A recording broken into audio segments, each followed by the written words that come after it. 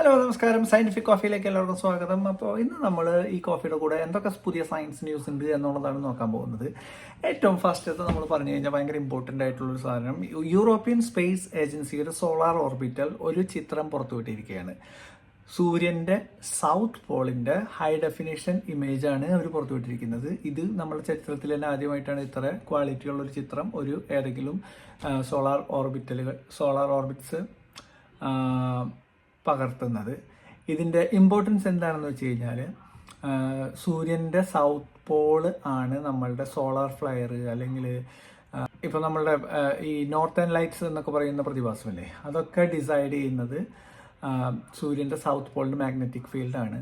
അപ്പോൾ അതിനെ പറ്റിയിട്ട് നമുക്ക് കൂടുതൽ അറിവ് ലഭിക്കുക എന്ന് പറഞ്ഞു കഴിഞ്ഞാൽ, നമുക്ക് കൂടുതലായിട്ട് നമ്മളുടെ നോർത്തേൺ ലൈറ്റ്സും സോളാർ ഫ്ലെയറുകളൊക്കെ നമ്മളെ പ്രെഡിക്റ്റ് ചെയ്യാൻ പറ്റും എന്നുള്ളതാണ് ഇതിൻ്റെ പ്രത്യേകത. അത് ഭയങ്കര ഇമ്പോർട്ടൻ്റ് ആയിട്ടുള്ളൊരു അച്ചീവ്മെൻ്റ് തന്നെയാണ്.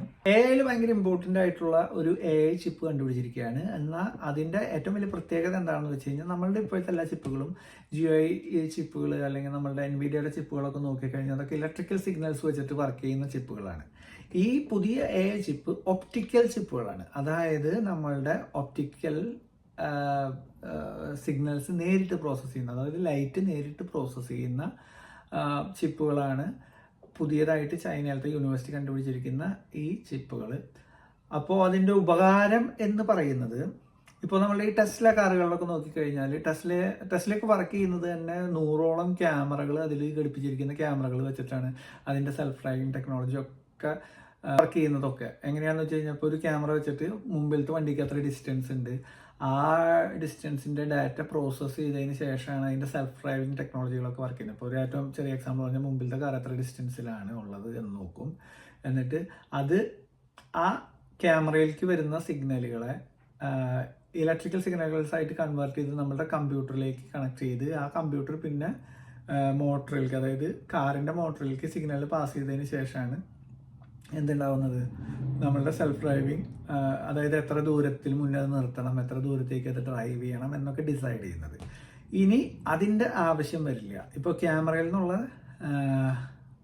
സിഗ്നൽ, അതായത് ലൈറ്റ് ക്യാമറയിൽ വന്ന് പതിക്കുന്നത് നേരിട്ട് ഡാറ്റയായിട്ട്, അതായത് ഇലക്ട്രിക്കലായിട്ട് കൺവേർട്ട് ചെയ്യാതെ തന്നെ ഒപ്റ്റിക്കൽ സെൻസറുകൾ, ചിപ്പുകൾ നേരിട്ട് ആ ഡാറ്റ പ്രോസസ്സ് ചെയ്യാൻ പറ്റും എന്നുള്ളതാണ് അതിൻ്റെ പ്രത്യേകത. ഒരു റിസർച്ച് റിസൾട്ടായിട്ട് തന്നെയാണ് അത് പബ്ലിഷ് ചെയ്തിരിക്കുന്നത്. അതൊരു പ്രാക്ടിക്കൽ ആപ്ലിക്കേഷനിലേക്ക് എത്തിക്കഴിഞ്ഞ് കഴിഞ്ഞാൽ ഭയങ്കര അഡ്വാൻറ്റേജസ് ആയിരിക്കും. നമ്മളുടെ സെൽഫ് ഡ്രൈവിംഗ് ടെക്നോളജിയിലൊക്കെ ഭയങ്കര ഇമ്പ്രൂവ്മെൻറ്റ് വരാൻ സാധ്യതയുള്ള, അതായത് ഇമേജ് ബേസ്ഡ് ആയിട്ടുള്ള, ക്യാമറ ബേസ്ഡ് ആയിട്ടുള്ള എല്ലാ ടെക്നോളജിയിലും ഭയങ്കരമായിട്ട് ഇമ്പ്രൂവ്മെൻറ്റ് വരാൻ സാധ്യതയുള്ള ഒരു കാര്യമാണ്. അപ്പോൾ അത് കൂടുതലായിട്ടും ഇപ്പോൾ ഇങ്ങനെ കാറുകളുടെ ഒരു ചെറിയ എക്സാമ്പിൾ പറയാം, അതുപോലെ തന്നെ സാറ്റലൈറ്റുകളിൽ ഒക്കെ ഭയങ്കര ഉപകാരപ്പെടുന്ന കാര്യം തന്നെയാണ്. അപ്പോൾ അതിൻ്റെ പ്രോഗ്രസ് എത്രത്തോളം ഉണ്ടാകുന്നത് നമുക്ക് പിന്നീട് എപ്പോഴെങ്കിലുമൊക്കെ അറിയാൻ പറ്റുമായിരിക്കും. ഏത് മാസം എടുത്ത് നോക്കിക്കഴിഞ്ഞാലും AI ഡെവലപ്മെൻറ്റ് ഇല്ലാണ്ട് സയൻസ് ന്യൂസ് നമുക്ക് കംപ്ലീറ്റ് ചെയ്യാൻ ഒരിക്കലും പറ്റില്ല. AI ഡെവലപ്മെൻറ്റ് നോക്കിക്കഴിഞ്ഞ് കഴിഞ്ഞാൽ ഡ്രാസ്റ്റിക്കൽ ആയിട്ടുള്ള മാറ്റങ്ങളാണ് AI ഡെവലപ്മെൻറ്റിൽ സംഭവിച്ചുകൊണ്ടിരിക്കുന്നത്. അപ്പോൾ ഈ മാസം AI ഡെവലപ്മെൻറ്റിൽ ഉണ്ടായിരിക്കുന്ന ഏറ്റവും വലിയ പ്രത്യേകത എന്താണെന്ന് വെച്ച് കഴിഞ്ഞാൽ, ലോകത്തിൽ ആദ്യമായി AI ഡെവലപ്പ് ചെയ്തിട്ടുള്ള ഒരു ഡ്രഗ്, ഒരു മരുന്ന് മനുഷ്യനിൽ പരീക്ഷിച്ച് വിജയം കണ്ടെത്തിയിരിക്കുകയാണ്.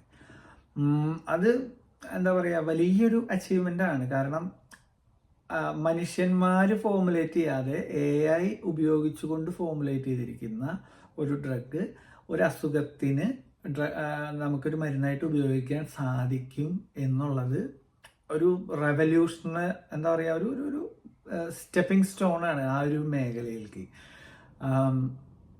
എന്താ പറയുക, അത് ഒരു വലിയൊരു അച്ചീവ്മെൻ്റ് ആണ്. അപ്പോൾ നമ്മൾ നോക്കിക്കഴിഞ്ഞാൽ, ഇൻസിലിക്കോ മെഡിസിൻ എന്ന് പറയുന്ന ഒരു കമ്പനിയാണ് അത് വികസിപ്പിച്ചിരിക്കുന്നത്.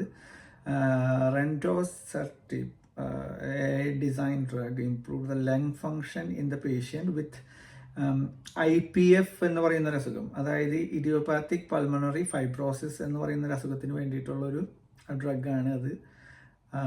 ഇതൊരു ബ്രേക്ക് ത്രൂ ആയിട്ട് തന്നെയാണ്. അതായത് നമ്മളുടെ ഡ്രഗ്, എന്താ പറയുക, ആ മേഖലയിൽ സ്മോൾ മോളിക്യൂൾ ഡ്രഗുകളിൽ കണ്ടുപിടിച്ചതിൽ മിഡ് സ്റ്റേജ് ഹ്യൂമൻ ട്രയൽസ് പാസ്സായിട്ടുള്ള ഏറ്റവും ആദ്യത്തെ AI ഡെവലപ്പ് ചെയ്തിട്ടുള്ള ഒരു ഡ്രഗാണ്.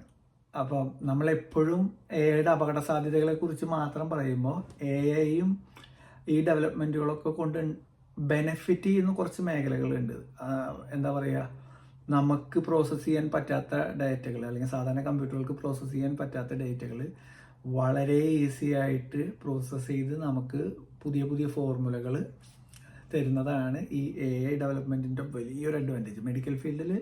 മെഡിക്കൽ ഫീൽഡ് പ്ലസ് AI എന്നുള്ളതിനാണ് ഒരു എന്താ പറയുക, നമ്മൾ അടുത്ത കുറച്ച് വർഷങ്ങളിൽ ഇനി കാണാൻ പോകുന്ന ഭീകരമായിട്ടുള്ള മാറ്റങ്ങൾ നമ്മൾ കാണേണ്ടി വരും. അതിൻ്റെ ഒപ്പം തന്നെ ക്വാണ്ടം കമ്പ്യൂട്ടറിൻ്റെ ഡെവലപ്മെൻറ്റ് ഒരു ഒരു ഒരു ബ്രേക്ക് ത്രൂ പ്രോഗ്രസ് അതിലുണ്ട്. ഇതുവരെ അതിൽ ഉണ്ടായിട്ടില്ല. എന്താ പറയുക, നമ്മൾ കുറേ കമ്പ്യൂട്ടറുകൾ ഇങ്ങനെ അവിടെ ഇവിടെയൊക്കെ കാണിക്കുന്നുണ്ടെങ്കിൽ പോലും ഒരു സയൻറ്റിഫിക് ആസ്പെക്റ്റിലോ അല്ലെങ്കിൽ ഒരു ടെക്നോളജിക്കൽ ആസ്പെക്റ്റിലോ നോക്കിക്കഴിഞ്ഞ് കഴിഞ്ഞാൽ ബ്രേക്ക് ത്രൂ എന്ന് പറയാൻ മാത്രം ഒന്നും ഉണ്ടായിട്ടില്ല. തിയറി സ്റ്റേജിൽ തന്നെയാണ് ഇപ്പോഴും ക്വാണ്ടം കമ്പ്യൂട്ടറുകളുടെ എല്ലാ ലെവലും നിൽക്കുന്നത്. പക്ഷേ ഏതെങ്കിലും ഒരു പോയിന്റിൽ നമുക്ക് quantum computer okay V made something that is working എന്ന് പറയുന്ന ഒരു പോയിന്റിൽ ക്വാണ്ടം കമ്പ്യൂട്ടർ പ്ലസ് AI വന്നു കഴിഞ്ഞ് കഴിഞ്ഞാൽ നമ്മളുടെ മെഡിക്കൽ ഫീൽഡ്, ബയോളജി ഭീകരമായിട്ടുള്ള മാറ്റം. Let's wait and see. AI വെച്ചിട്ട് എന്താ പറയുക, ഈ ഡ്രഗ് ഡിസ്കവറി അല്ലാതെ വേറെ 1-2 കാര്യങ്ങൾ ഉണ്ടായിട്ടുണ്ട്, ഞാൻ നോട്ട് ചെയ്ത് വെച്ചിട്ടുണ്ട്. അത് നമ്മൾ AI ചിപ്പ് പറഞ്ഞു, AI ഡ്രഗ് പറഞ്ഞു. ഇനി അടുത്തത് discovery of new organelle of hemifusome. അതും AI വെച്ചിട്ട് നമ്മളുടെ ഒരു എന്താ പറയുക, ഈ നമ്മളുടെ സെൽഫ് ഹീലിംഗ് ആയിട്ടുള്ള നമ്മളുടെ സെല്ലുകളില്ലേ, നമ്മളുടെ എന്ന് വെച്ച് കഴിഞ്ഞാൽ നമ്മൾക്ക് ഈ സെല്ല് എങ്ങനെയാണിത് പുതിയതായിട്ട് ഒരെണ്ണം ഒരു സെല്ല് ചത്ത് പിന്നെ അടുത്ത സെല്ല് ഉണ്ടാവുക എന്ന് പറയുന്ന ഒരു സയൻറ്റിഫിക് പ്രോസസ്സ് എന്ന് പറയുന്ന ഒരു വലിയ പസിലാണ്. അത് ഒരുപാട് ഫാക്ടേഴ്സ് ഇങ്ങനെ ചേർത്ത് വെച്ച് നമ്മൾ ഉണ്ടാക്കുന്ന ഒരു പസിലാണ്. അതിൽ എന്താ പറയുക, ഒരു സെല്ലിൻ്റെ ഒരു ഭാഗം കൂടെ കണ്ടുപിടിച്ചു, അതും AI സഹായത്തോടു കൂടിയാണ് എന്നുള്ളതാണ്. അത് ഒരു ഇമ്പോർട്ടൻ്റ് ആണ്. പക്ഷെ നമ്മൾ എന്താ പറയുക, അത് നമ്മൾ ബാധിക്കുന്ന ഒരു കാര്യമല്ല ഇപ്പോൾ പെട്ടെന്ന്. ഫോൾട്ട് ടോളറൻറ്റ് ക്വാണ്ടം കമ്പ്യൂട്ടിങ്, അത് വേറൊരു ഇമ്പോർട്ടൻ്റ് ആയിട്ടുള്ളൊരു എന്താ പറയുക, ക്വാണ്ടം കമ്പ്യൂട്ടറിൽ വലിയൊരു മാറ്റം അല്ലെങ്കിൽ പോലും ഒരു ഒരു ക്വാണ്ടം സ്റ്റേറ്റിലുള്ള ഒരു മാജിക് സ്റ്റേറ്റ് എന്ന് പറയുന്ന ഒരു അവസ്ഥയിൽ എന്താ ഈ എറർ ടോളറേറ്റ് ചെയ്യാൻ പറ്റുന്ന ചിപ്പുകൾ ഡെവലപ്പ് ചെയ്യാൻ പറ്റും എന്നുള്ളൊരു സ്ഥാനത്തേക്ക് എത്തിയിട്ടുണ്ട്. അതിൻ്റെയൊക്കെ നമ്മൾ ഇനി കണ്ടറിയ തന്നെ വേണം. ഈ ക്വാണ്ടം കമ്പ്യൂട്ടർ ഒരു ഹൈപ്പായിട്ടാണ് എനിക്ക് എപ്പോഴും ഫീൽ ചെയ്തിട്ടുള്ളൂ, സത്യം പറഞ്ഞു കഴിഞ്ഞാൽ. അപ്പോൾ അതൊക്കെയാണ് ഈ ആഴ്ചത്തെ പ്രധാന ന്യൂസുകൾ. അപ്പോൾ കൂടുതൽ സയൻസ് വാർത്തകൾക്കും എഡ്യൂക്കേഷൻ വാർത്തകൾക്കൊക്കെ ആയിട്ട് സ്കോളർഷിപ്പുകൾ, PhD ഇങ്ങനത്തെ കാര്യങ്ങളൊക്കെ ആയിട്ട് നിങ്ങൾക്ക് ഇൻട്രസ്റ്റ് ഉണ്ടെങ്കിൽ നിങ്ങൾ ഈ ചാനൽ ഫോളോ ചെയ്യുക, സബ്സ്ക്രൈബ് ചെയ്യുക, ഷെയർ ചെയ്യുക. Thank you.